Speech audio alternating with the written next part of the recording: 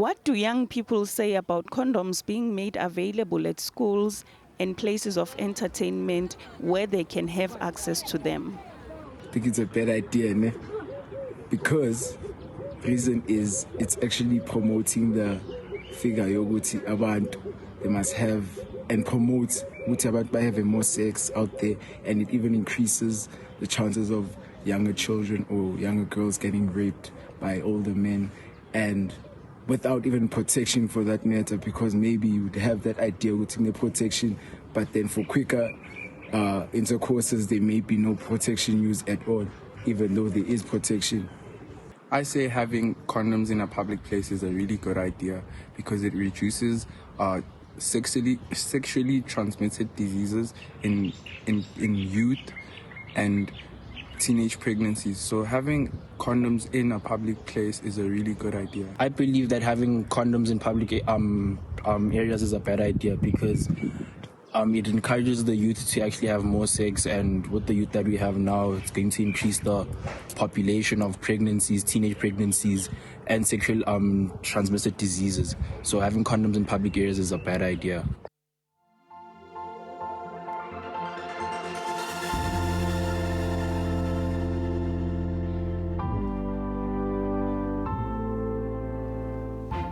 Are condoms the only effective way of preventing sexually transmitted infections? And who is more at risk of becoming infected with an STI, men or women? What's the difference between an STI and an STD? Hello, welcome. I'm your host, Dr. Musam Tomeni, and signing with us today is Atia Asma, and the feeder interpreter is Caitlin Nair. On Vital Signs, we focus on STIs and condoms. South Africa commemorates STI and Condom Week from the 12th to the 16th of February every year. And this is an aim to raise public awareness around condom usage and STDs, as well as root out the stigma and discrimination. Now, the aim is not only to reduce the spread of STIs, but also to curb the spread of HIV and AIDS. And coming up on the program, we'll listen to an insert produced by Health E! News. They spoke to a young HIV-positive mother about how she ensured that her daughter remained HIV negative. We'll speak to a general practitioner as well as director of HIV, AIDS and STI prevention strategies from the National Department of Health about STIs and the protection that condoms offer against these infections.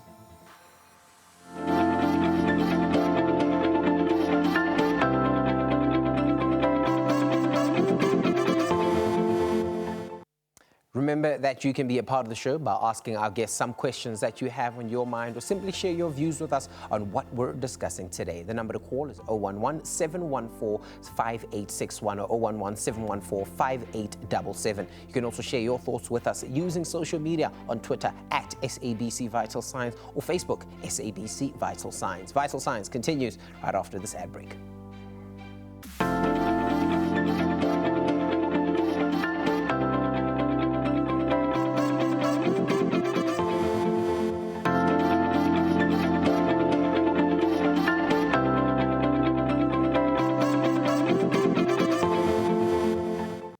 Welcome back to Vital Signs. Now, recently, the city of Cape Town raised awareness about fewer people practicing safe sex while sexually transmitted infections were on the rise. The findings were based on the apparent drop in the use of condoms based on stock levels. Now, facilities have also reported more STIs, and a lack of education and awareness about sexual reproductive health has many people exposed to STIs and STDs. Apiwe Tamela is a young HIV-positive mother, and we learned today how she adhered to the prevention of mother-to-child transmission guidelines to ensure that her daughter, Sipogazi, remained HIV negative. Apiwe demonstrates that HIV is no longer a death sentence. With a positive attitude, she's following her dreams and making a difference in her community. Let's listen to her story. This is Apiwe Tamela. She's 25 years old. Apiwe discovered she was HIV positive when she was 3 months pregnant with her daughter, Sipogazi. My grandmother asked me to go at the clinic, and then I'm going there, and then told me that my status say I'm HIV positive. Oh, I was so shocked. Like, I feel like I can cry. Like, if I'm crying, this thing is not going to go somewhere. It's in my body, so I must accept it. There is a 25 to 30% risk that babies can contract HIV from their HIV-positive mothers when in the womb. during delivery or during breastfeeding. Following the Prevention of Mother-to-Child Transmission guidelines can reduce this risk to below 5%. Because Apiwe found out her status, she was able to take the necessary steps to try and ensure that Sipogazi remained HIV negative. When I received my baby, the clinic told me that my baby is negative, and then told me that after 6 months I must come back and check my baby is not positive. Apiwe was put on a course of antiretroviral therapy to last the duration of breastfeeding. Baby Sipogazi was given 1 drop of nevirapine syrup, an antiretroviral, for the first 6 months of her life. Thanks to their adherence to the 6-month treatment program, Sipogazi remained HIV negative. My baby comes first. So anything can happen. I will fight for my baby because I love my baby so much. Being a young HIV positive mother has made Apiwe think about the HIV education she will one day give Sipogazi. One day, if my daughter is growing up, I will teach her about condoms. Apiwe has accepted that she is HIV positive, but in her community, some people still have a negative stigma towards HIV. There are many people talking. You see Apiwe, it's sick, it's going to die. How do you know? I know it's HIV positive, you see those things. So every day or some days I hear those things. People still have that concept that HIV is a death sentence. Once you have HIV, you're going to die. There's nothing that you can do after that. People are still very scared of HIV, so much that it has acted as a barrier as to some other young people coming out with their status. Apiwe volunteers at this local park in her neighborhood. Along with a group of fellow residents, she picks up litter, helping to make the park cleaner and safer. She also uses this opportunity to speak openly about her HIV status. If ndivula isifuba sami ndibapha amandla because abanye abantu mhlambe umuntu ebeyazi ngalento le qha ebeyifihlile ibiphakathi kuye emzimbeni, so like engakwazi ukuthi like angafumana umuntu angathetha naye like mina ne umuntu like ebengane uyicinga lento ukuthi like ngingathetha no Apiwe nge-status sam. It would be great if we had more young people actually who are totally out in the open about their status and actually doing something in their communities to make a difference. Ungcono ba ndivule isifuba sami kwenzele ukuthi mhlambe ngizofumana more friends or more abantu abafuna ukwazi ngolwazi ukuthi ingculaza yintoni, ikuphatha kanjani, ungaba yintoni, unalento le. Apiwe has also started offering her services as a hairdresser to the community. At the moment, she operates from home, but she has bigger plans for the future. For Apiwe, life does not end with HIV. Amaphupho wami ukuthi ndivule isalon like ndifundise nabanye abantu ukuthi usebenza kanjani, uqhina umuntu, then kumele uziphathe kanjani, ube nothando. Ithanda into yakho xa uyenza, ungayenzi nje qha because uzenza abantu into enhle. Bendincinci ngithanda like ukudlala ngabonompopi, so esikhathini exesha elininzi bendithanda ukuqhina abonompopi. If it has happened that you got infected, you don't have to blame yourself. You don't have to blame the person who's infected you.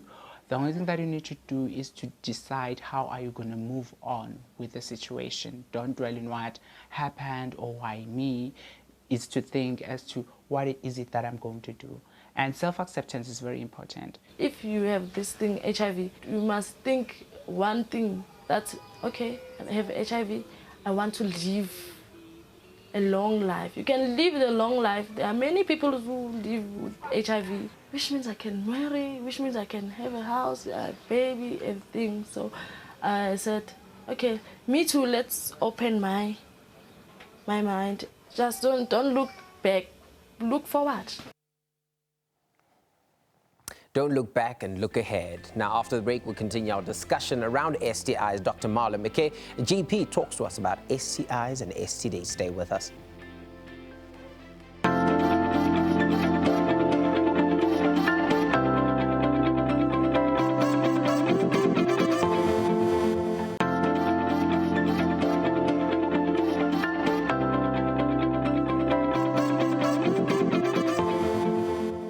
Welcome back to Vital Signs. In South Africa, sexually transmitted infections remain a big problem. Even though most of the infections can be cured, the fear of being stigmatized is one of the many reasons why people are reluctant to seek medical treatment for sexually transmitted infections. Now, despite considerable efforts to identify simple interventions that can reduce risky sexual behavior, behavioral change remains a complex challenge. Research has demonstrated that we need to focus on carefully defined populations, consult extensively with the identified target population, and involve them in the design, implementation, and evaluation. General practitioner Dr. Marlon McKay joins us to educate us and the viewers about what STIs are. Good morning, Doc. Thank you so much for joining us today.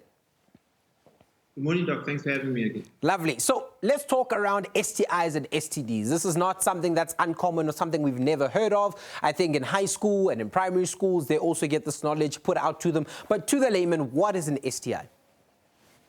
So an STI basically refers to the abbreviation for sexually transmitted infections. So this refers to a number of infections where the cause or where the source of the infection is as a result of sexual intercourse, be it anal sex, vaginal sex, oral sex, any sexual activity that leads to these infections compared to non-sexual activity. So this is very important in defining how it started, how to prevent it, and how it can be managed. Why is it important to know about STIs? I mean, there are a vast number of diseases and infections and things such as that exist in the world. Why is it important specifically why STIs need to get spotlight shot on them? Oh, absolutely. For a number of reasons. One, many of these STIs are silent diseases, so one may not know that one has it. And a big example is HIV, for instance. For up to 8 to 10 years, one can be HIV positive without knowing that you are HIV positive. And if you are having unprotected sex during that time, you can potentially pass it on or transmit the infection to a number of people. And so it's vital to, number one, be aware of it. Vital to be aware whether you have one or not. So anybody who is sexually active should undergo regular screening for all and any of the sexually transmitted infections. So it's to protect you, the person, to protect the ones that you are having sex with, to protect families, to protect communities. And because of the widespread impact it can have, be it in terms of morbidity, whether you get ill, mortality, whether you can die from it, it's absolutely important that one knows your sexual activity and the potential for having any infections. So let's talk around the different STIs. You've mentioned HIV and, of course, there are others. What are the most common ones that you know about? So the most common ones that we see in practice, as you mentioned, HIV, there's some of the viral ones called herpes, HSV, herpes simplex virus, type 1 and type 2. There's human papilloma virus, which causes genital warts and responsible for cancer of the cervix, which is very important. And then the common sort of vaginal and infection that can affect both men and females are chlamydia infection, gonorrhea, which causes discharges, and trichomonas. So those are the more common ones that we see generally. The more serious ones, something like hepatitis B, also very important and can be very dangerous in that it can infect the liver. So with someone having gotten infected, what are some of the common sort of presentations that you'd see in practice for someone that might have a sexually transmitted infection? Yeah, so usually the most common presentations are around the what we call the urogenital area. So the patient may complain, be it male or female, burning on micturition, that's burning when they urinate. They may even urinate more frequently. And then a discharge, either discharge in the male, in the case of a male, discharge from the penis, or a vaginal discharge. And those are the classic presentations. The more serious ones may even present with pain, low abdominal pain, and that's very critical in determining how bad this particular infection is.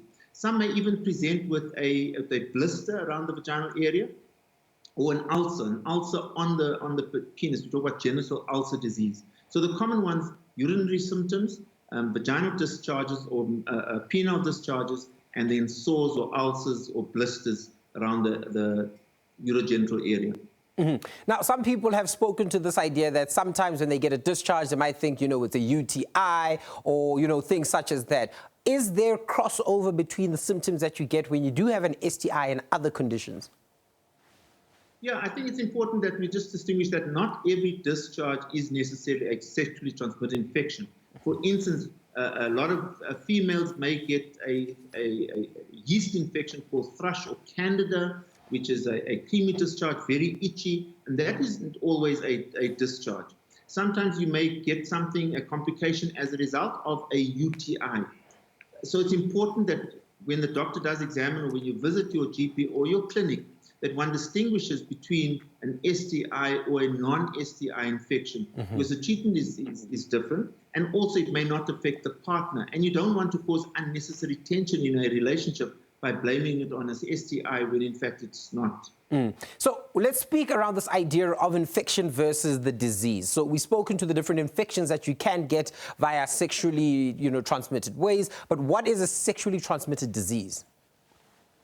So a sexually transmitted disease, by definition, is when you are ill from that particular infection or when there are symptoms.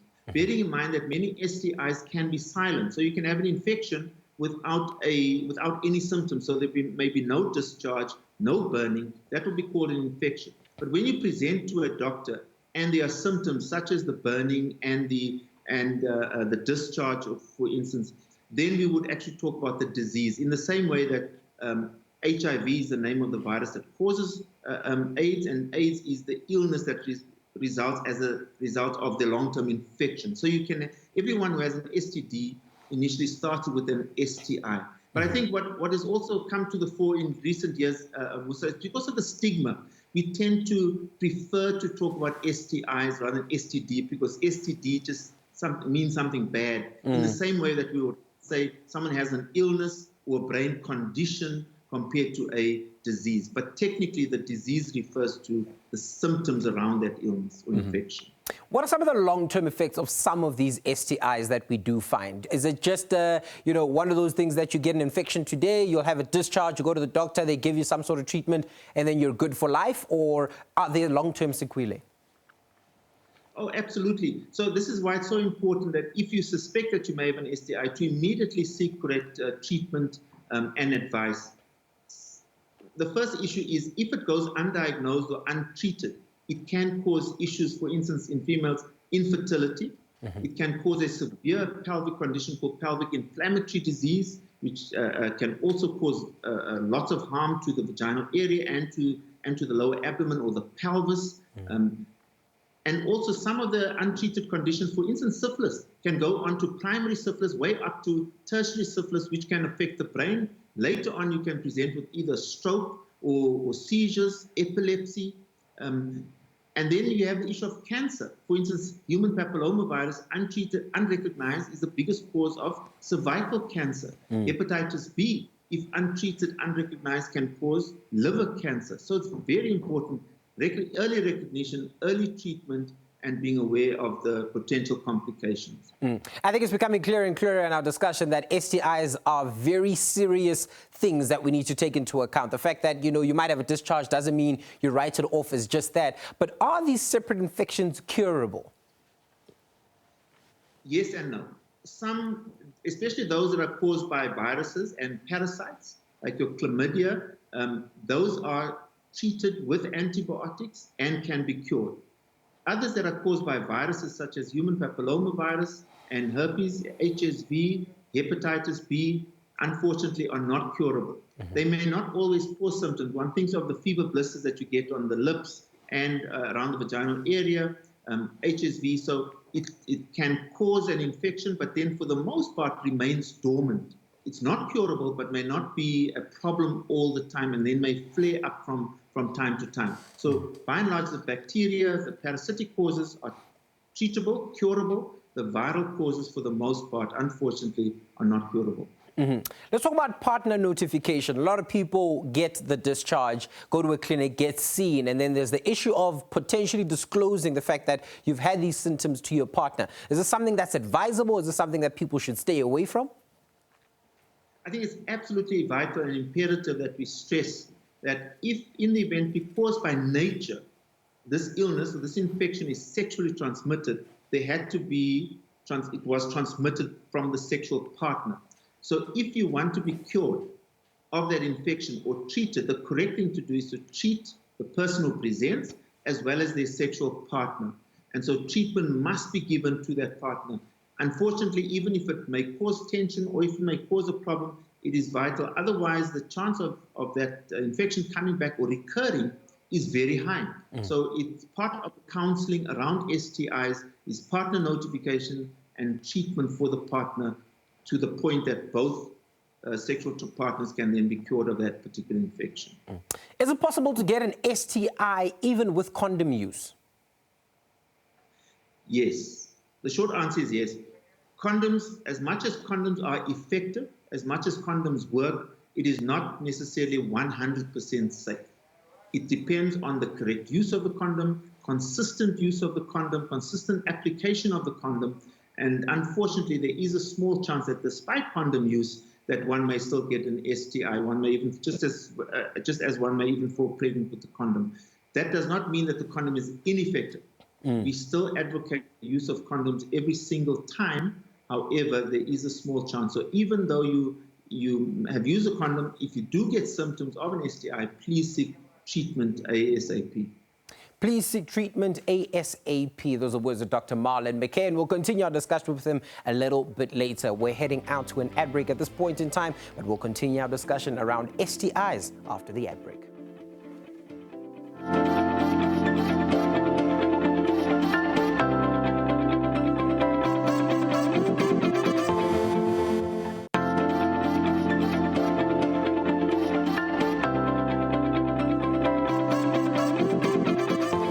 Welcome back to Vital Signs. Sexually transmitted infections have a profound impact on sexual and reproductive health worldwide. More than 1 million STIs are acquired every single day. And in 2020, the World Health Organization estimated that 374 million new infections, with one of the 4 STIs being chlamydia, gonorrhea, syphilis, and trichomonas. More than 490 million people were estimated to be living with genital HSV. Now, infection is obviously something that's very important. It's estimated that 300 million women have HPV infection and the primary cause of cervical cancer. An estimated 296 million people are living with chronic hepatitis globally. Both HPV and hepatitis B infections are preventable with vaccination. Dr. Tato Chirarkire, Director of HIV, AIDS and STI Prevention Strategies from the National Department of Health, joins us to give us the department's view on what we're discussing today. Good day, Doc. Thank you so much for joining us, Dr. Tato. Good day, everyone, and good day to the listeners as well. So let's start off with the talk around what healthy sex is. I think this is a big thing that the department really wants to get out, to say, listen, we're not stopping you from having sex because we have no power to do that, but let's have healthy sex. So what does that mean? Right. So when we talk about healthy sex, we basically try to encompass what we call sexuality, healthy sexuality. And this basically means a combination of a healthy physical state, emotional state, sexual state, in terms of our mental as well. And it also does not necessarily only talk about lack of disease per se, but it also talks to, affirmity, sexual health, as well as ensuring that one stays healthy and without disease. So it's a combination. It's not just about sexual acts per se. So let's talk around the prevalence of STIs in South Africa. I mean, as a department, I'm sure stats and information such as that is very important with regards to planning of interventions that you would like to put in. But what do the numbers look like in South Africa with respect to STIs? Yes, so South Africa, just like most countries in East and Southern Africa region, as well as SADC region, monitors and treats STIs syndromically, which means that in the general population, we mainly look at syndromes, and we look at what will actually be the cause of certain syndromes. The doctor has already spoken about things like discharge, lower abdominal pain, as well as other symptoms that one can present with when they have an STI. So this is actually called syndrome. So we have several syndromes. We have what is called male urethral syndrome. We have vaginal discharges, and we actually look at that in particular as a syndrome, and we provide a broad spectrum antibiotic to make sure that we treat. So male urethral syndrome is actually what we look at in the department in terms of stats. And in terms of numbers, we're looking at about 300,000 to 350,000 new cases per annum. Sure. And that's both male and female. And this is quite big. And, you know, it's mainly, sometimes you could say that whether it goes up and down depends on different issues. It could mean that we're having more infections, or it could mean that we are actually having a lot more case-finding activities. But the bottom line is, if one has an STI in terms of all these symptoms that we are looking at that they present with, we need to go to a facility to treat, because treatment is free. Let's talk around access to this treatment. I think a lot of the time, you know, people that sit in boardrooms and people that have to make the decisions generally have that discussion around, you know, treatment is important. But on the ground, are the facilities available? And is there access to facilities for the treatment of MUS or these ureteric sort of infections and vaginal discharge syndromes and things such as that?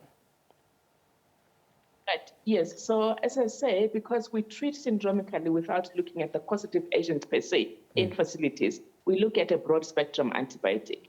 So these antibiotics are available in public health facilities, and even in the smallest clinic, you would find an antibiotic. It's only when one actually comes with what needs to be investigated more. For example, for pregnant women, we don't just look at syndrome per se, but we also, as we test for HIV, which is also sexually transmitted, we also look at syphilis, for example, because again, as a country, we're trying to work towards elimination of neonatal syphilis so that the neonates or the infants are not born with syphilis that they would have got from their mother. So only when one needs a specific investigation to look at the causative agents, you know, like your chlamydia, your syphilis, gonorrhea, then we need a special swab where a sample is taken to the lab and then treatment is decided then. But if one just presents with a discharge, for example, one comes in and says, I have a colored discharge or a foul smell or pain in the lower abdomen, then we look at broad spectrum antibiotics, and that one can find in any clinic. What programs are currently in place on the department's end that address issues of condom use as well as decreasing the number of sexually transmitted infections? So within the department, we do have a prevention directorate, which is the one that I'm heading. But in clinics, we have extensions of space that we call youth zones. And these youth zones are usually a time which is in most facilities in the afternoon, like between 2 and 3, between 3 and 4, depending on a facility. This is when school is out, because schools usually ends about 2. So we actually encourage young people to come to these spaces, because then they are prioritized. And it's basically for them, where they are comfortable meeting with their peers and dealing with public health workers that are sensitized in terms of youth friendliness, so that they are able to work around them. On top of that, we have partners that work with the Department of Health. And here we actually reach out to what we call mobile services, where we can actually go into communities with outreach activities and mobile services to actually support young people. We also go to universities, where we have other activities there to reach our young people at TVETs and at universities in terms of information, small campaigns. For example, now it's February, and with February, we have actually a sexual reproductive health. It is a sexual reproductive health month. Just this last week, from the 12th to the 16th, we have a condom week, also an STI week, and overlapping with what we call Pregnancy Awareness Week. So we have a health calendar that actually looks at different health activities within the department. But across the year, we continue to elevate STIs awareness, HIV awareness. We continue to promote condoms. We have even moved now to color and to rebrand our condoms to Max, which has different colors and variants and scents. And that is also to appease young people to ensure that they actually use condoms. There are highly effective vaccines that are available for the more viral infections, such as your HPV. Are these accessible by young people, and how do you get your hands on that vaccine? So in terms of HPV in particular, one would be aware, maybe you may be aware, or if not, the department has a school health program where we actually go to basic education, primary school to be specific, from as low as grade 4, when young girls are like 9 to 10 at that time. And we actually provide HPV vaccine to young people, of course, with the consent of the parents. And that is mainly to ensure that there is easier access so that they don't have to go into facilities. However, for those who are able to go to facilities outside of school, they are also able to get there and they can get their vaccination there. But we try to make it easier. You know, when you bring services to the people, it is a lot easier in terms of access. So we go to the schools in that way, and we go to all the schools so that we are able to reach as many young people as possible. Medical male circumcision, is this an effective biomedical intervention that assists in decreasing people that have STIs? So medical male circumcision, VMMC, is actually a prevention tool or a prevention mechanism for HIV in particular. It is meant to reduce acquisition of HIV by about 60%.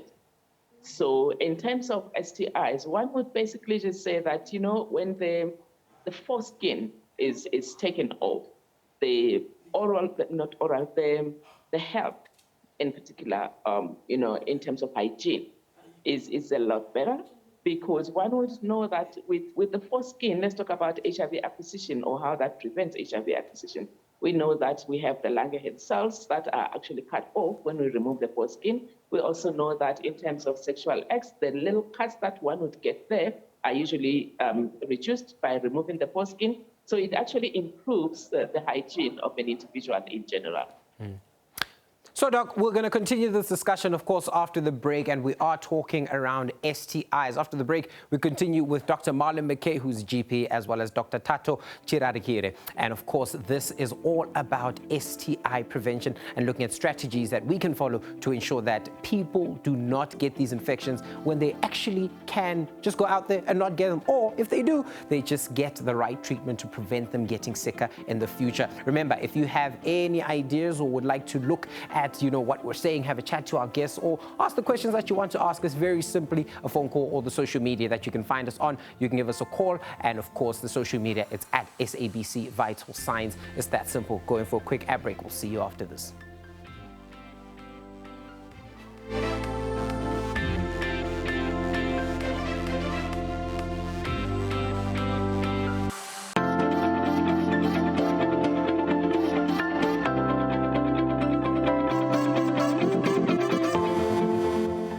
Welcome back to Vital Signs. When used correctly and consistently, condoms offer one of the most effective methods of protection against STIs, including HIV. Condoms also protect against unintended pregnancy and mutually consented sexual relationships. Although highly effective, condoms do not offer protection for STIs that are extragenital in terms of location. When possible, condoms should be used in all vaginal and anal sex. We continue our discussion with Dr. Tato Chirarikire as well as Dr. Marlon McKay as we wrap up our discussion around STIs today. Welcome back to both of you. Dr. McKay, we spoke around the idea of what an STI is, the treatment that goes into it, and we lightly touched on condoms. But I think let's reiterate why condoms are important.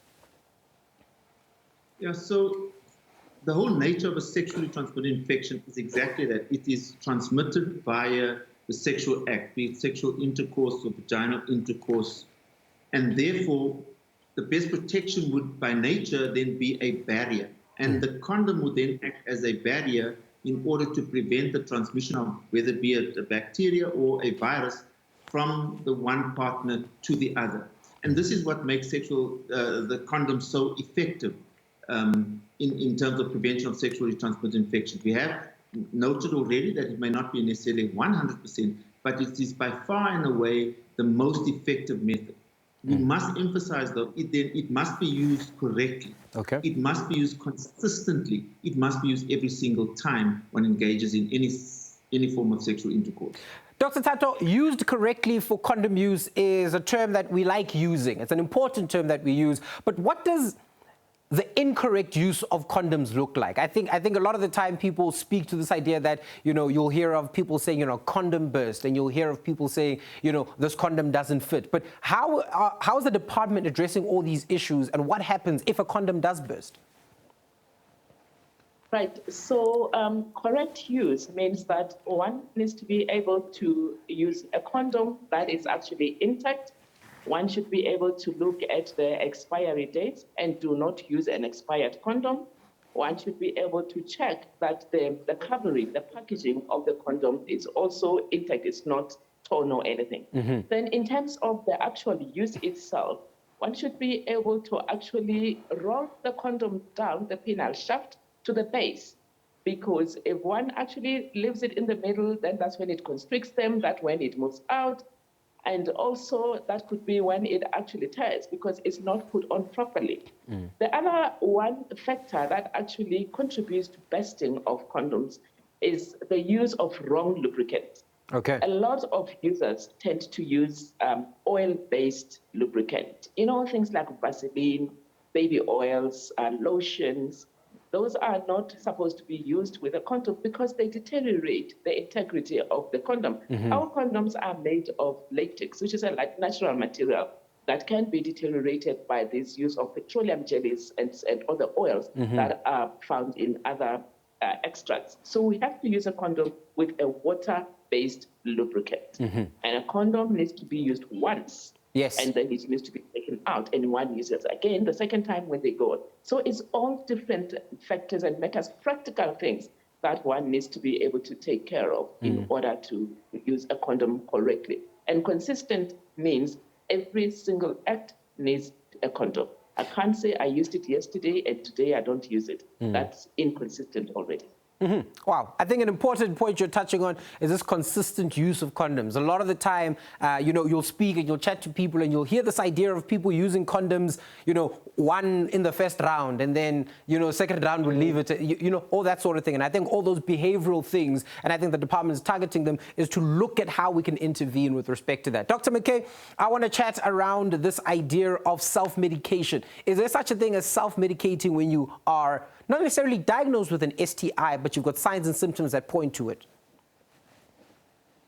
No, absolutely. We do not advocate the use of any self-medication. Number one, it's important, as much as you think you can, the diagnosis is very critical. And that diagnosis, as we've discussed, needs to be performed by a medical person, whether it is on clinical history, on examination, doing a swab. So that's number one, the diagnosis needs to be confirmed. Number two, as we've already mentioned, most STIs, especially bacterial ones, are treated by broad-spectrum antibiotics.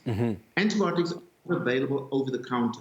They are available on prescription only, and they must be dispensed by a qualified medical person. Hence, we do not advocate the use of OTC medication, or just assuming that this will work.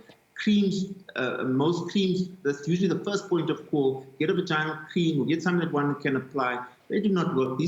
Most STIs have to be treated systemically by drinking something designed to work for that particular infection.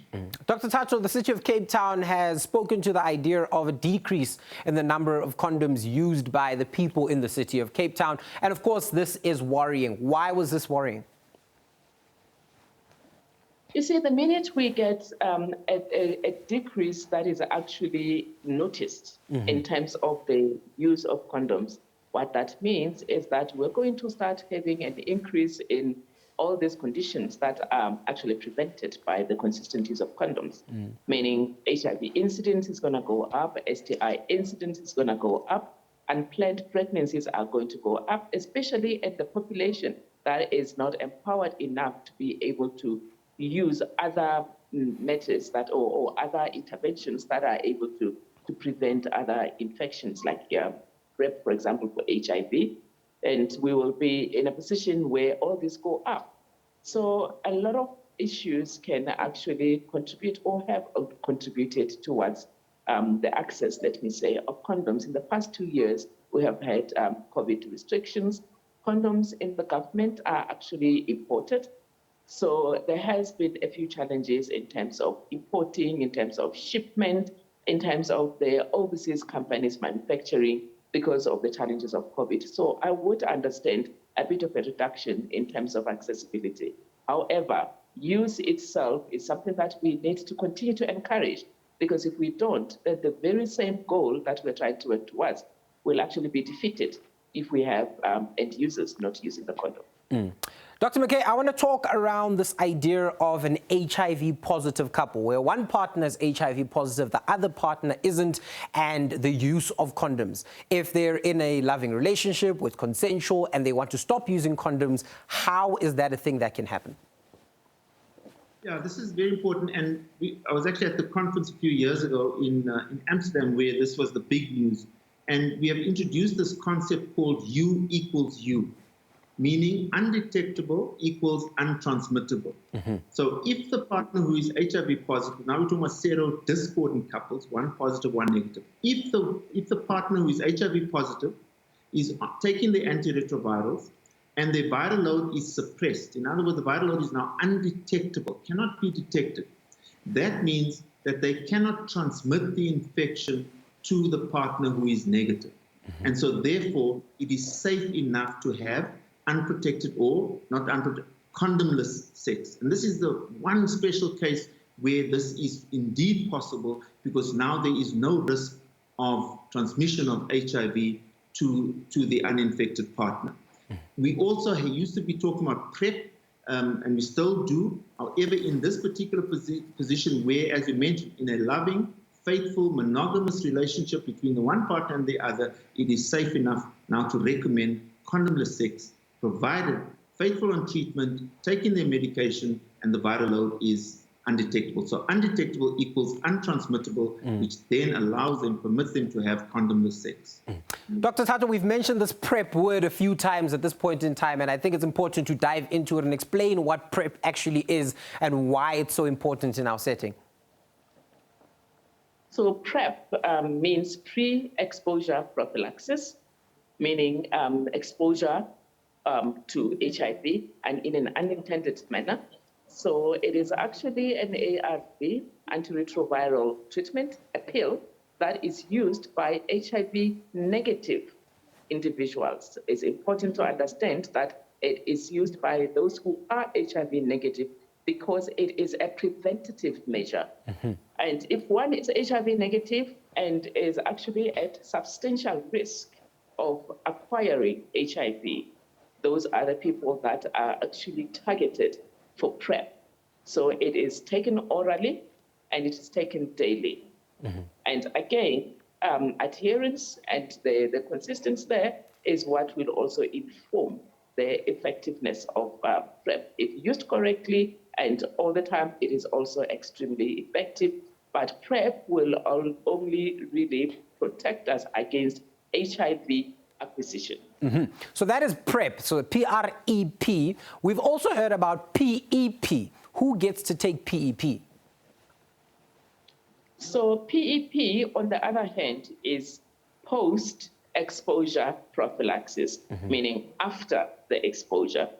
So there can be different ways where one could be exposed to HIV. We talk about sexual assault in cases of rape. We talk about occupational, where a nurse or a doctor can prick themselves with a needle that has the blood of a patient that is HIV infected. We talk about accidents. In many ways, we talk about, I talked about needle injuries. So all these different ways where one can actually be exposed to HIV, again, is unintended. That's when they can then go and use PrEP. PrEP is actually, you can say it's an emergency prevention intervention. It is only used for 1 month post-exposure, and it needs to be used within 72 hours of the exposure. So while PrEP is used on a daily basis because it is supposed to prevent one from acquiring HIV on a regular basis as they engage in sexual acts, PrEP, on the other hand, is if one has actually been exposed unintentionally and we want to ensure that we prevent acquisition. It is only used for 1 month. Very important words coming from the doctors there. PEP versus PrEP and why it's so important. We've got a caller. This is Gorky from Rustenburg. Gorky, hello. Gorky, good morning. Gorky? Yes, Gorky. All right, seem to be having an issue with Gorky's line there. We'll come back to Gorky and hear what they have to say. Let's speak around the recent advances, Dr. McKay, in HIV. I mean, we've spoken and we've heard and we see articles on a daily around this idea of stem cells and HIV, this idea of vaccines and HIV. Where do we currently stand with that? Yeah, so this is very interesting. The latest case is of a lady in the States who was diagnosed with HIV, put onto antiretroviral treatment, became virally suppressed, subsequently developed leukemia, and then was offered a stem cell transplant. The donor carried the CCR5 mutation, which means that they are immune to HIV. Subsequently, the HIV-positive lady who received the stem cell transplant has now seroconverted to HIV negative. So she's the third person who has been cured of HIV. Unfortunately, very expensive. We cannot do it for everybody in the world, but it is an important development that it opens the door further to possible curing HIV one day. And then the idea of HIV vaccines. I mean, we've seen and heard the news that a one jab sort of ideal is coming very soon. Where do we currently stand on that? Yeah, so we've been battling with an HIV vaccine for many years now. Some have been slightly successful, many have failed. They just haven't passed that 50% efficacy. But it looks like soon we'll be able to have one, and I'm sure by the AIDS conference in July, later this year in Toronto, hopefully we'll have some breaking news. But for the moment, you know, one pill once a day can manage HIV. I always say you'll die with HIV, you'll not die from HIV. So things are still looking extremely positive on the HIV front. STIs and stigma, Dr. Thato, as we wrap up our discussion today, is stigma still a big problem with respect to people getting access to treatment? You know, now STI treatment is actually streamlined. It's mainstream in all public health facilities. So unlike a few years ago where we used to have specialized clinic for STIs, where one would actually see one working towards a so-called STI clinic, that caused a lot of stigma. But now treatment as well as management of STIs are mainstreamed into the public health facility. So it's part of primary health care.